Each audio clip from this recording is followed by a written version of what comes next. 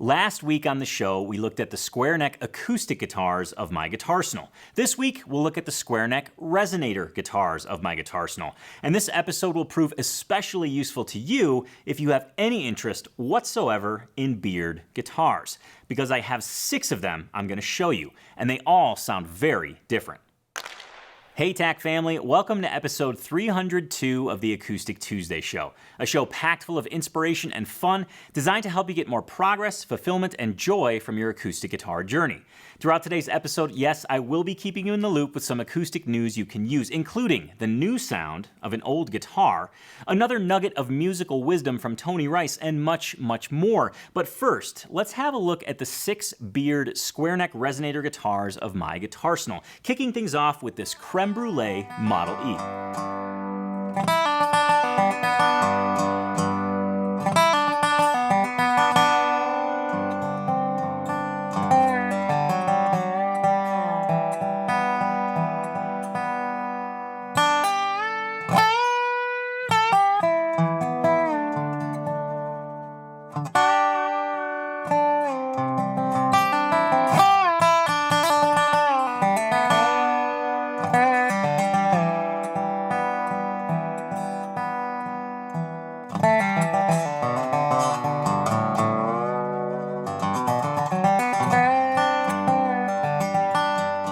This is a beard Model E that is all dressed up in what I think is one of the most beautiful finishes they've ever done. And they've done some absolute dandy finishes. As I mentioned, this is a beard Model E square neck, 25-inch scale, ebony fingerboard with the beautiful snowflake inlays, 1.75" at the nut. You've got a roller nut on here because this is equipped with a hip shot double shot.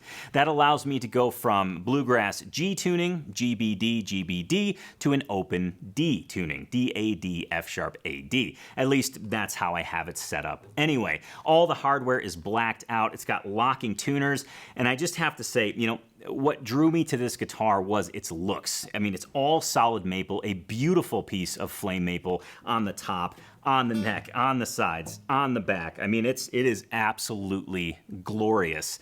And so the looks drew me to this guitar.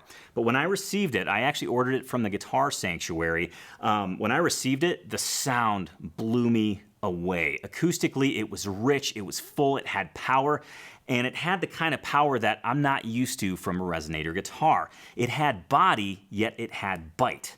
I'm not sure how Paul Beard and his crew do it, but this guitar offers warmth, but this wonderful, cutting, piercing projection that I have not experienced on any other instrument.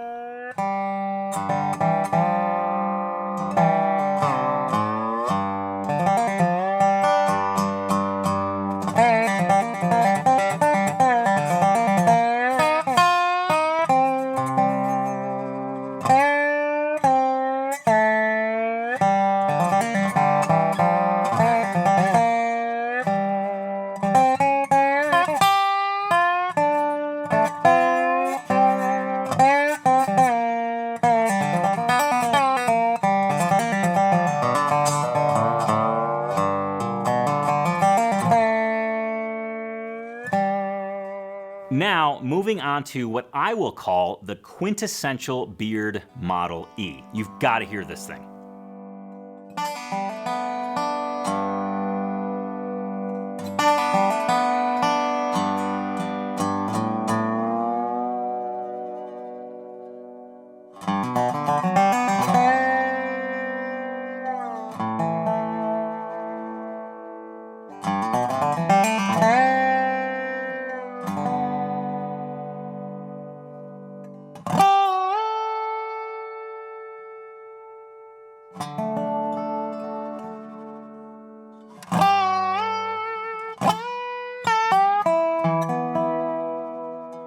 Now you're thinking to yourself, Tone, you just showed me a Model E, and here you are saying you have another Model E. Yes, I'm going to call this the quintessential Model E, because when Paul Beard and crew introduced the Model E some time ago, this is the shape and form that it came in, with this beautiful amber burst, all curly maple, a little bit deeper body, and when I say curly maple, I mean this is one of the most tightly flamed pieces of curly maple I have ever seen, and if that matte maple wasn't enough for you, this guitar is bound completely in curly maple. A nice contrasting natural curly maple against that amber finished curly maple. You've got the standard kind of dobro appointments, and I want to say that word loosely because dobro is like calling... dobro is the equivalent of calling a tissue a Kleenex.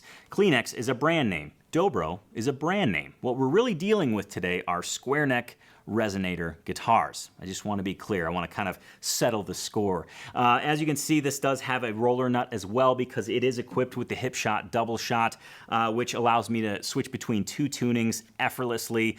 Specifically, again, open bluegrass G, GBD, GBD, low to high, and then an open D major, low to high, DAD, F sharp, AD.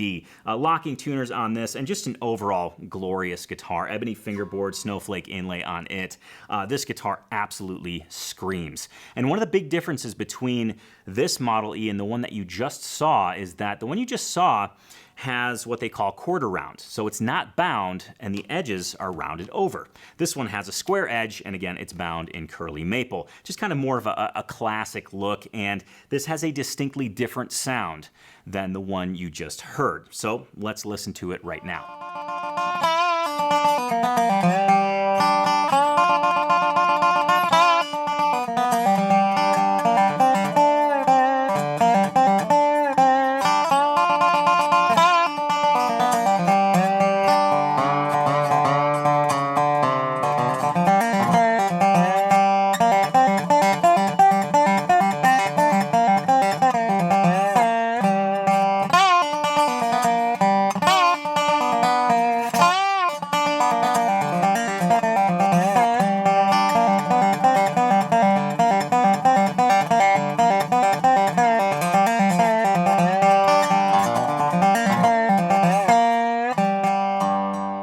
Now we're going to look at another Model E, but this one is very, very, very different. The guts of this guitar are completely different than anything you have ever seen before in your life. I can guarantee that. But before I explain why, let's go ahead and hear it.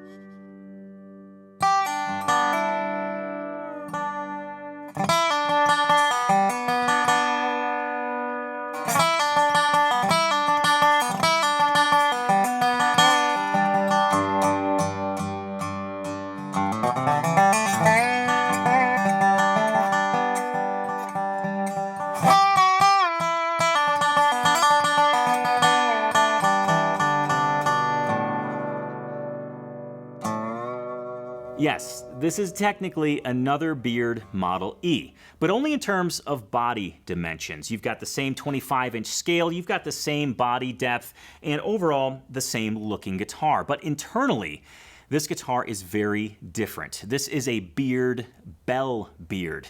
And what that means is there is a main 12-inch cone sitting underneath the spider bridge, like all the guitars I'm going to show you today. They're all spider cone resonator guitars. But this guitar, the bell beard, also has another cone mounted in front, a 10-inch sympathetic resonator cone that adds some extra zing to the notes. It adds a little bit of extra warmth and sustain to the guitar as a whole. Now, this guitar is already warm because it is all solid mahogany, back, top, and sides. As you'll note here, this is quarter round, as I was mentioning before when we looked at the last Model E. This guitar has that quarter round feature, so it has this nice smooth edge to it. All the hardware is blacked out here, a gloss blackout, bone nut, because this does not have the hip shot installed, so this is a single tuning guitar. I love it for standard bluegrass open G, Goto tuners, this beautiful kind of red amber burst finish, and this guitar, I've gotten a lot of comments about this guitar whenever I play it next to the other maple ones that I have, saying that this guitar just has something special. Now, I do think it's a combination of the tone woods, but also that extra sympathetic resonator cone. So let's go ahead and listen to it again. This is the Beard Bell Beard.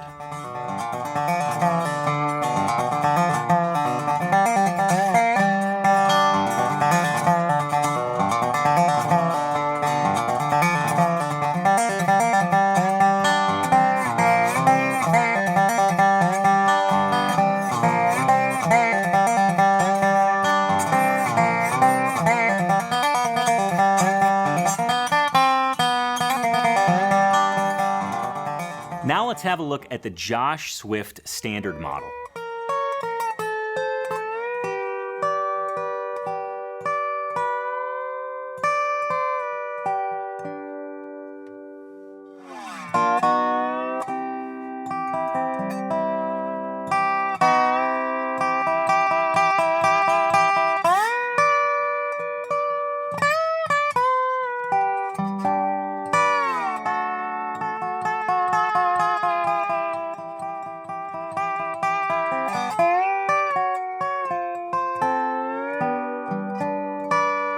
First of all, who's Josh Swift? Well, Josh Swift is an awesome bluegrass dobro player. Square neck resophonic guitar player. He's got the tasty licks, he's got the speed, he's got the sensitivity, he's got the intonation, he's got the full package. But he also has what I would consider a golden ear. So when I heard he was designing an artist model in conjunction with Paul Beard, I thought, that's probably going to be pretty amazing. And it turns out it absolutely is. Now, this is one of two Josh Swift models that I own. This one is very different from the one you're about to see. And it sounds very different as well, but they both sound good in their own unique ways. I'm not talking like everybody's a special snowflake here. I'm just saying that these guitars share a similar name, well, the same name, but the two guitars I'm going to show you are very different. This one is all birch laminate. The top, birch laminate. The back and sides, birch laminate. Now, when you hear laminate, it's kind of one of those things where you're like, ugh, it must not sound good. Not true. It's actually quite rigid and it projects very strongly, and most of the older square neck resophonic guitars are constructed out of laminate materials. So it really functions as a speaker box and less as a resonating surface as you would have with like an acoustic guitar with a spruce top.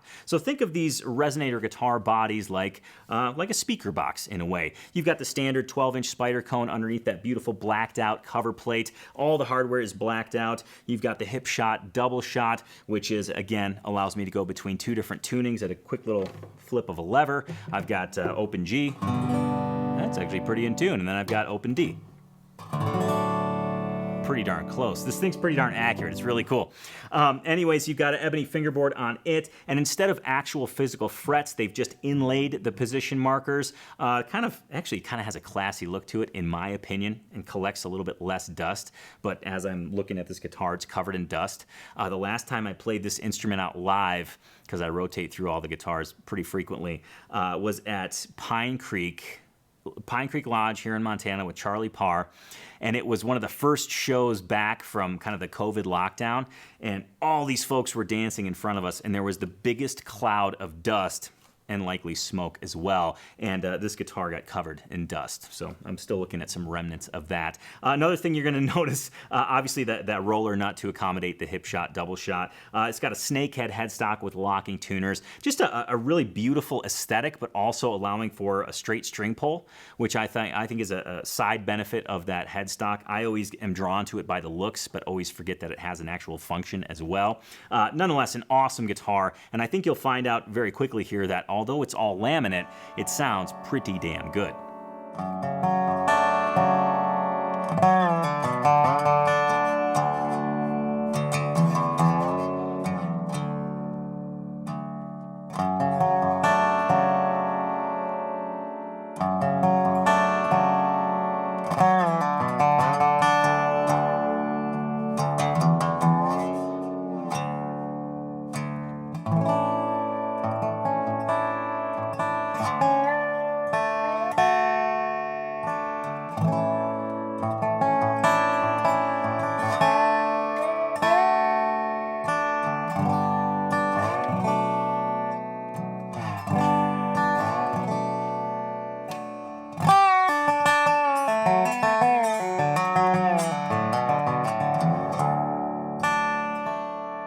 From one Josh Swift to another. Note, this is the Josh Swift signature model, not the Josh Swift standard model you just heard.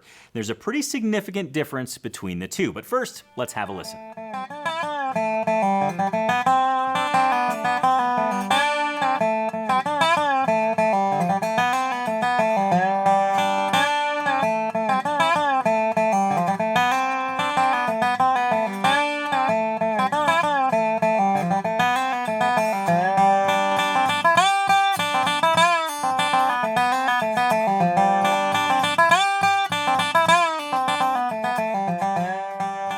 This is the ultimate bluegrass dobro, plain and simple. This thing absolutely screams. It sounds stiff, it projects stiff notes, and I say that these notes have an edge to them. They have a bite that you need to cut through a bluegrass jam or any musical setting where you're kind of competing for your own slice of the sonic pie. Although it shouldn't feel like you're competing, but let's be honest, sometimes it does.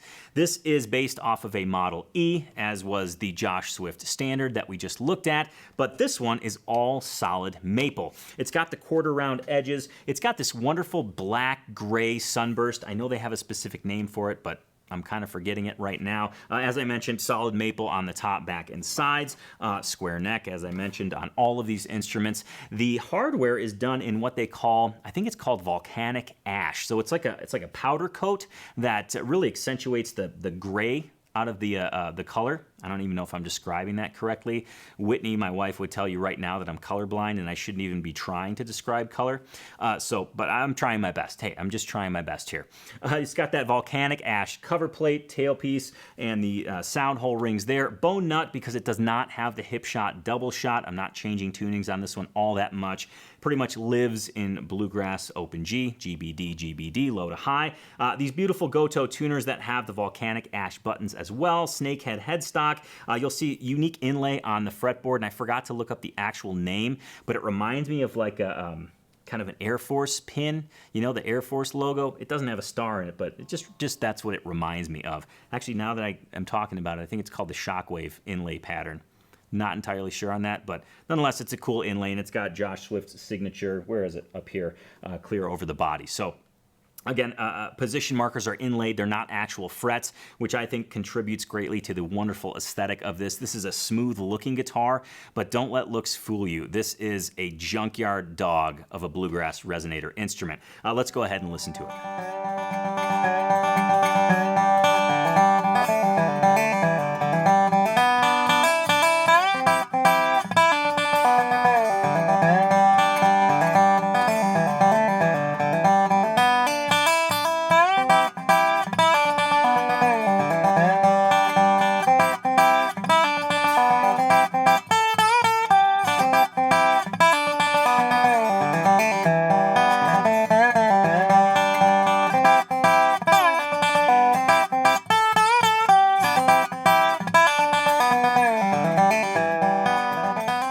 Talk about a dirty, dusty guitar. This is the one. This is the OG for me. This is the very first Beard square neck resonator guitar I ever got. It is a vintage R model. Let's go ahead and listen to it.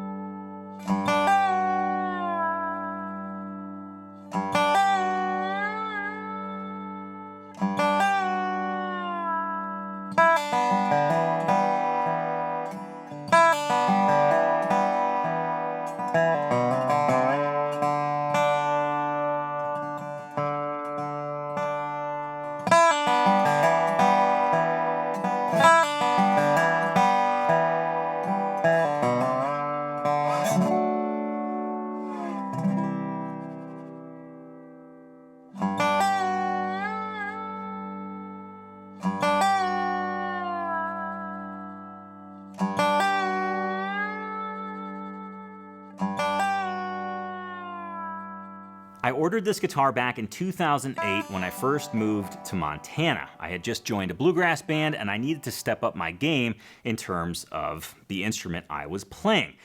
And I knew about Beard guitars for quite a bit. In fact, right when I left Old Town School of Folk Music, I had just brought in Beard guitars. And I was really happy we were a dealer, and we ordered a Model E. It showed up. My jaw hit the floor. It was like the holy grail for me, and it remained that way for quite some time. I only got those Model Es probably in the last 4 years or so. But when I moved to Montana, the taste of a Beard resonator guitar was very much in my mouth still. So I ordered this from Elderly Guitars, again in 2008, mail ordered, sight unseen, sound unheard. I don't even think that's a true description, a true way to describe anything. But I hadn't heard it. I hadn't even seen it. I just knew they had one, so I ordered it. When it showed up, I was so happy. I fell in love with this instrument. I am still in love with this instrument. It is a vintage R model, all laminate construction. It's a Finnish birch laminate done under this beautiful kind of, we'll call it a classic sunburst, classic, dobro hardware package, which is a term I just came up with. It's not official. Chrome fan cover plate, chrome tailpiece, screened sound hole covers. You'll notice this has a rosewood fretboard with actual frets inlaid, bone nut. And the back and sides I mentioned, if I didn't, they're all Finnish birch laminate as well. Again, done in that beautiful sunburst. It's all bound in Ivoroid. The headstock's classic Beard headstock, small button Goto tuners. And this has been a faithful companion for me since the day I got it, and I still love playing this guitar. It's a little bit more of a thinner body than what you've heard so far. All of the Model E's and other models you've heard up until this point have had a little bit deeper of a body. This is a thinner body. It's modeled after the old, think like Regal Dobros, the Dobros, and I can't say enough good things about this guitar. It's got the road scars, it's got the dings, the dents, the bruises. It's been with me for a long time at a lot of gigs, and just love stringing this up and playing it. Speaking of stringing things up, well, they're already strung. I don't have to string it up to play it. But all the strings on all the guitars I've played are D'Addario nickel bronze Resophonic guitar strings, and I wish I could tell you the gauges off the top of my head, but I can't. They're the D'Addario nickel bronze Resophonic guitar strings. I think they're a great match for these instruments. And without further ado, I'll quit sharing my love of this guitar verbally and let you actually hear how beautiful it sounds.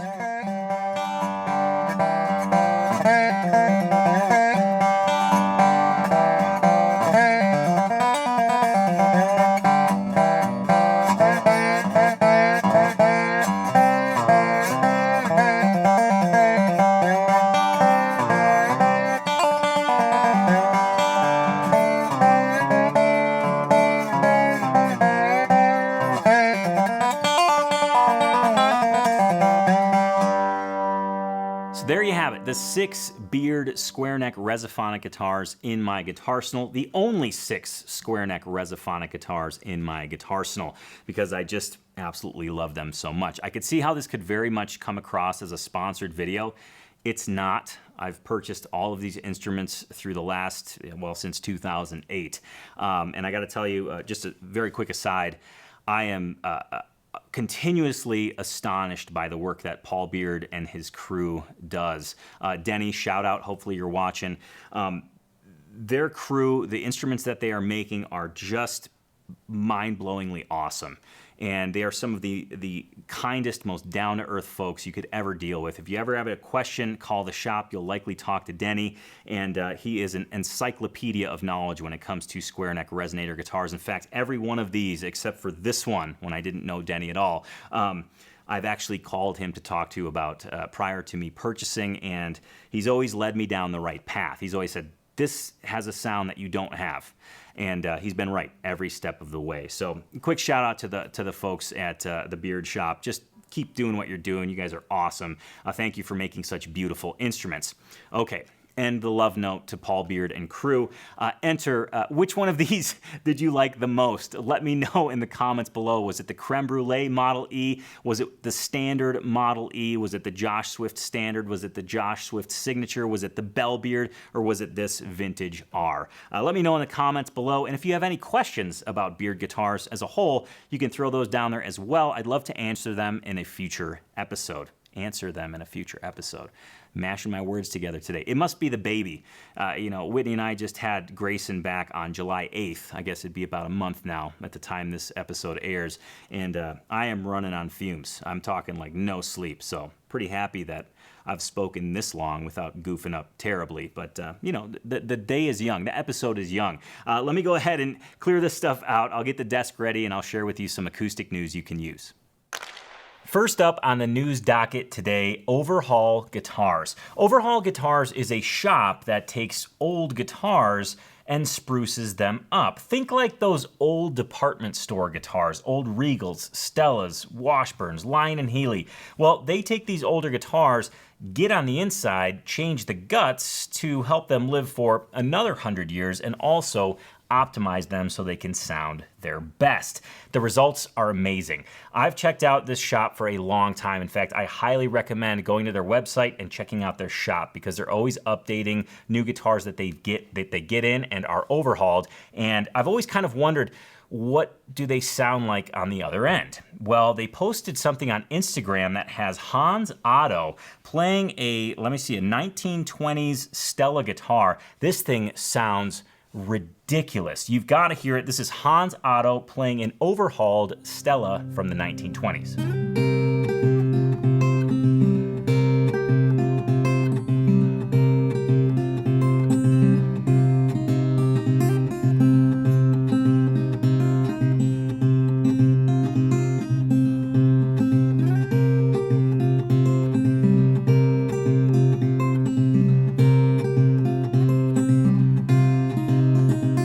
A couple shows back, I showed you a Howard Feng guitar. Michael Watts had posted some photos of it, and it is jaw-droppingly beautiful. It is a stunning instrument. And my question after seeing the pictures was, man, I bet that thing sounds awesome. I wonder how it sounds.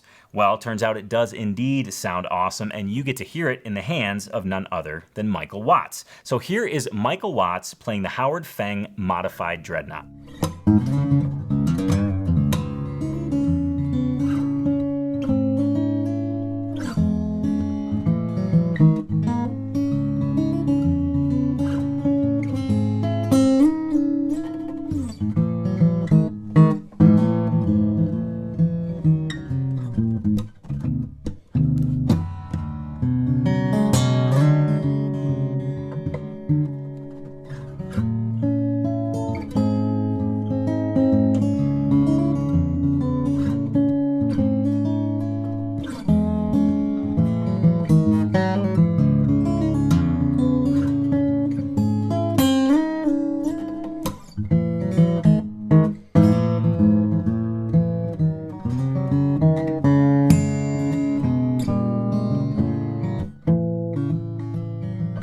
Okay, with that, let's just take a pause from the news. We're gonna see what the TAC family is working on today. Every single week within Tony's Acoustic Challenge, the TAC family rotates through the 5 essential skills that help you learn songs fast.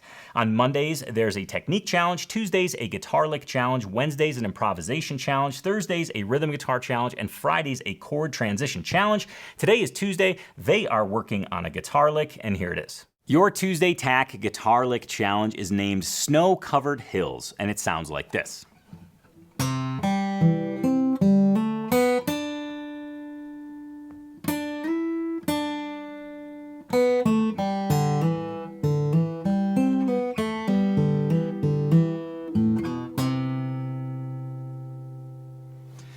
So there's something really important about this lick, something that I think will impact your playing significantly, whether you learn this note for note or not.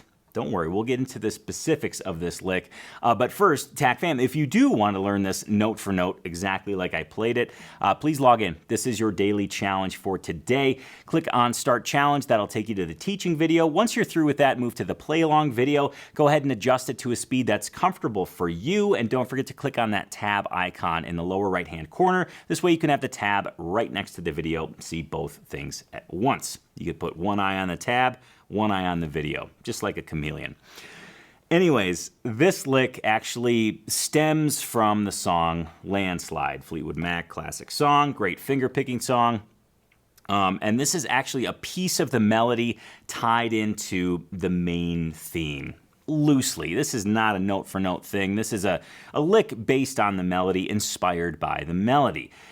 And what I want you to gain from this lick is understanding how impactful space is. A way to truly emote. You know, I think as guitar players, we always have this sense of urgency. We always have this sense of obligation, and I'm talking really about myself here, to include all the notes that we can. If we have space, we feel this sense of responsibility to fill it up, right? If you take a different approach, if you actually say, okay, I'm actually going to let a note ring, maybe through an entire measure, it has a distinct impact on how the listener hears the song. It has a distinct impact on how you are able to emote. It's an incredibly powerful tool in your tool chest. When I was first playing this, I got to that long sustained note, and it's almost as if you may have thought, oh, the lick's over, but then I come in with the slide, right? And it just shows that we're continuing on, but it automatically, even as a player, it kind of puts you at ease. It puts the listener at ease, like, oh, we're going on this journey. So space is incredibly powerful. Now, the specifics of this lick, this is really taken, as I mentioned, from the melody of Landslide, rather inspired by the melody from Landslide. And I'm going to go ahead and play the main theme, play this lick, and then come back to the main theme so you can see how it kind of falls into the fingerpicking world. It's a nice way to break the pattern of fingerpicking, add some space, and then come back to the pattern. So let me go ahead and play it slowly so you can see it in that context.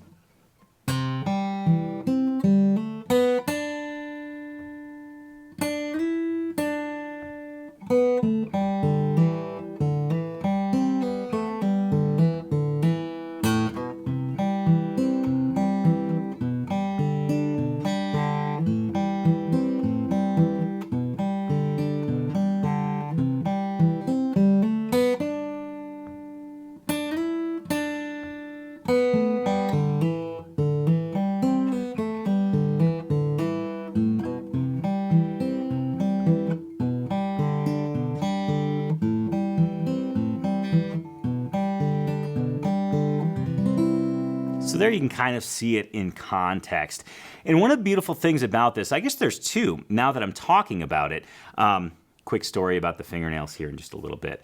In case you're wondering, now that I'm thinking through this, there's actually two pieces of the pie here, two pieces of the puzzle that I want to share with you, and some things that I want you to take to your own playing, your own guitar journey, and apply, elsewhere. First and foremost, I guess there's three things. First and foremost, being able to pull a melody from a song, pull pieces of a melody from a song, play them in a guitar solo or a guitar lick is just about one of the most tasty things you can do as a guitar player. It's very additive to the song. It really complements the song and, of course, acknowledges the song. So there's one thing. The second thing is the utilization of space here. Space is something that is so powerful and that I encourage you to try and add to your playing. Try your best to exercise restraint.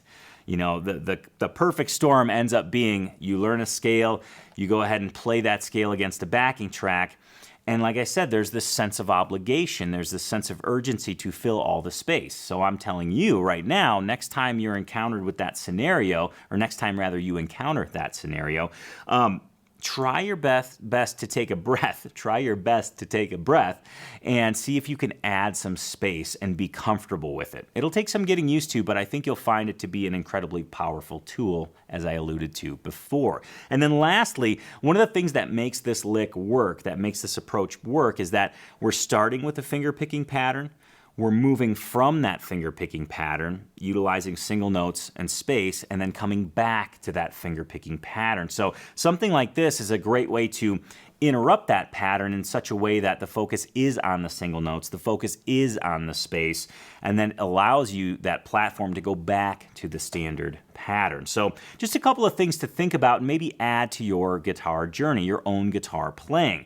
One of the things that I think is a lesson that I continually learn is, as I mentioned, how powerful space is. So always think, do I have to be playing right now or can I lay back? There's no rule that says we have to be playing 100% of the time while we're playing a song or while we're playing a solo. So keep that in mind wherever you're playing, be it a song alone in your room or jamming with some friends. It has been a while indeed, but we're going to check out a Guitarsenal from one of our very own Acoustic Tuesday viewers right here, right now. This Guitarsenal comes from Jim Ross of Mineral Bluff, Georgia, and here's what he says.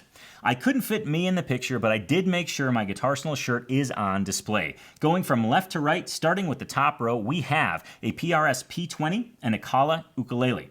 On the couch is a Taylor 114 CE, which was a present from his wife, a Taylor 214 CE Deluxe, and a Taylor T5S. The bottom row, we have a Gibson J45, another present from his wife, a Takamine EG523 SC12, a Gretsch 2024T, a Ferk Vintage 2 OMSR, an Ibanez AF95 FM, a Martin nylon string backpacker, and last but not least, my Takamine EG334 RC, another present from my wife. She bought me this one brand new 25 years ago. Obviously, she is an amazing woman, and I am a very fortunate man. This year we celebrate our 46th anniversary. FYI, because I had all of them out of their cases, I played each one of them for at least 10 minutes. As always, be nice and play guitar. Jim, thank you so much for sharing your Guitarsenal with us. 3 guitar gifts from your wife. My, oh my, that is a top Guitar Geek spouse right there. Top Guitar Geek spouse. That is a very high bar to set. So cheers to you guys and your 46 years of wedded bliss, and clearly guitar-infused wedded bliss. Let's go ahead and move on. Actually, before we move on to the news segment, the final news segment here, if you're thinking, hey, Jim's got a cool Guitarsenal, I have a cool Guitarsenal as well. My spouse is a top Guitar Geek spouse. They've given me gifts. Go ahead and submit your Guitarsenal just like Jim did. First and foremost, order yourself a Guitarsenal shirt. The link's right in the description below. And by the way, all the proceeds from the Guitarsenal shirts go directly to Guitars for Vets. The second step is to take a picture amongst all of your guitars with your shirt on, or in this case, Jim chose to sub himself out in lieu of just having the shirt present. That's totally fine. And then submit it using the link in the description as well. And I'll feature your Guitarsenal on an upcoming Acoustic Tuesday show. Okay, on to the second round of news. And I'm going to kick things off with something that just came up. I was, as all the news stories start, right, surfing Instagram, and I saw that Seth from Buffalo Kin, whom I've featured before on the show, is actually selling one of his guitars, his parlor-sized slot headstock guitar. I'm going to read you the description, and I don't normally, I want to be clear here, I don't normally sell other people's guitars on the show, but this guitar is a special one, and when I heard it in the little snippet of a Jolene video that he shot and posted some while back, in fact, I'll show it to you here in just a bit. I was stunned by the sound of this guitar, the responsiveness of it in particular, because I don't think Seth plays all that heavy, and this guitar was just blasting out sound. It's a Kerry Char LOO Adirondack spruce top, rosewood back and sides, slot head. So very Gibson LOO-ish, and man, just sounds awesome. It's on Reverb. I'll go ahead and show you the listing right now, and then while you're checking it out, maybe you're opening a new tab right now, checking out the guitar. Let's go ahead and listen to it. Here's that clip of Seth playing Jolene on this very guitar.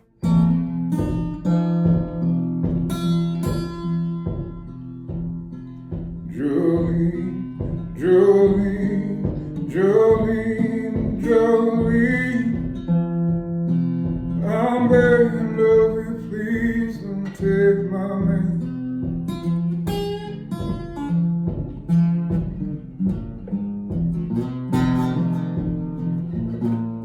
Next up, a dynamic duo indeed. Tommy Emmanuel and Billy Strings, caught red-handed in the studio together playing the song Black Mountain Rag. This is awesome. I recommend you check out the entire video. We're only gonna look at a small piece of it right now, but it will blow your doors off, knock your socks off, and put some salt in your margarita. I don't know. It's pretty awesome. Check it out.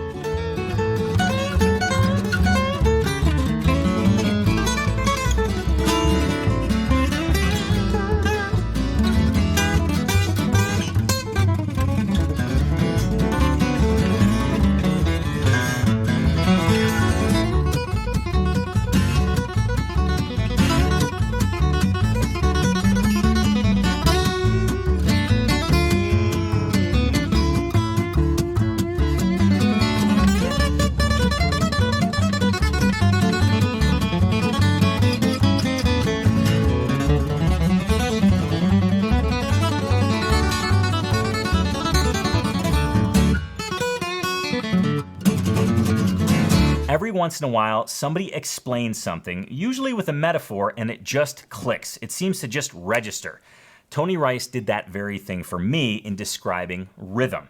You've got to hear him say this because I cannot paraphrase it good enough. It is so awesome, and it just made things feel perfect for me. It just made sense. So here's Tony Rice talking about rhythm. But the most accurate description of playing time in a band, any kind of format, musical format, where the time is supposed to breathe. He used the analogy of a freight train running down a rail at a constant speed, and in the boxcar is a hobo. Mm-hmm. All right, the train going at a constant speed represents what we think of as metronomic time. But if you think of the hobo in the boxcar as representing the beat, then the hobo is free to move from one end of the car to the other while the train is moving at a constant velocity. And so that applies to music. You can analyze, if you really analyze any, say a typical piece of bluegrass music, like an old standard, then from one soloist to the next, you're going to see that the distance between notes or the distance between beats can vary very radically. Yeah. There's a constant speeding up, slowing down, speeding up and slowing down. And the listener doesn't perceive that as such, that's going on. But it is very much going on. Two more nuggets of news for you, and the first one is a quick one. The most recent issue of Premier Guitar is their acoustic issue, and who's on the cover? None other than Molly Tuttle and Billy Strings, who are actually interviewed in that issue. So make sure to check that out, pick up a copy for yourself, put it on the coffee table, read it, send it to your next guitar geek buddy. I don't know. Make sure to check out that issue of the magazine. And then lastly, the folks at Beard Guitars just released a new line of instruments called the Trailhead line, and you've got to hear these things. You've got to see them. They are a sight to behold, a sound to be heard, and they are, well, more on them here in just a moment. First, let's listen to Andy Hall play a Trailhead Maple Square Neck.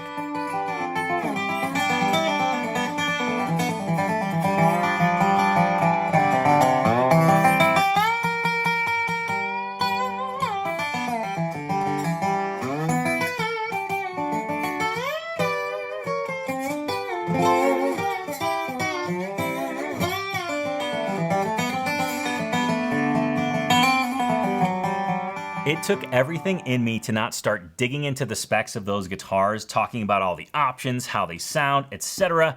And I just can't do that. I don't have time. I've got to wrap up the Acoustic Tuesday show for today. But first, we're going to take a sneak peek into next week. And guess what's happening on next week's show? Next week, we're going to talk about the Beard Trailhead series in depth. I have a guitar here in the studio. I'm going to play it for you. You're going to get to hear it. I'm going to talk about the specs, all the options that you have, and I'm going to share with you my true thoughts on the Beard Trailhead series. That's happening next week on the Acoustic Tuesday show. Remember, you can catch Acoustic Tuesday every single Tuesday at 10 a.m. Mountain Time. And before I let you go, please do remember this. Your guitar success, however you define it for yourself, is directly related to your guitar routine. So please invest the time in developing your guitar routine and make sure to have fun every single day that you play. Thank you so much for joining me today. Thank you for sharing your valuable time with me, and I'll see you next Tuesday on the Acoustic Tuesday show. Cheers to you, be nice, and play guitar.